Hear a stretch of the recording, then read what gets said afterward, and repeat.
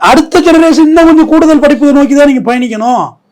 அதை விடுத்துட்டு நான் கீழே போவேன், சாராயம் குடிப்பேன், பீரை குடிப்பேன், பிராந்தியை குடிப்பேன், படிக்கக்குள்ளே எழுத்துட்டு ஓடுவேன்னு சொன்னால் அது எப்படி நியாயம்? நான் இந்த ஸ்கூலிங் காலேஜ் லவ்வே நான் ஏற்றுக்கிறவன் கிடையாது. என்ன பிற்போக்கு இதெல்லாம் பேசுகிறவன் பிற்போக்குவாதினா நான் பிற்போக்குவாதியாகவே இருந்துட்டு போகிறேன். அதுவே எனக்கு கௌரவம் தான். படிக்கிற இடத்துல படிக்கிற வேலையை பார்ப்போம், குடிக்கிற வயசில் குடிச்சு பார்த்துக்கோ. அதுக்குன்னு ஒரு ஏஜ் இருக்குல்ல தம்பி எல்லாத்துக்கும். அந்த வயசில் ட்ரை பண்ணிக்கோ, போ வேலைக்கு போ, சம்பாரி, உன் காசில் கூட்டி போடா. உன் காசு விடுதலை நீ ஏன் சம்பாரிச்சு இல்லை ஏர்ன் பண்ணி வீடு வாசல் கட்டி செட்டில் ஆகி லைஃப் நல்லா ஸ்மூத்தானது பிறகு குடி. அவனை யாரு கேட்டா? அது பசங்க பண்ணா நம்ம அப்படி சொல்லிக்கிறோம், பொண்ணுங்களே இப்படி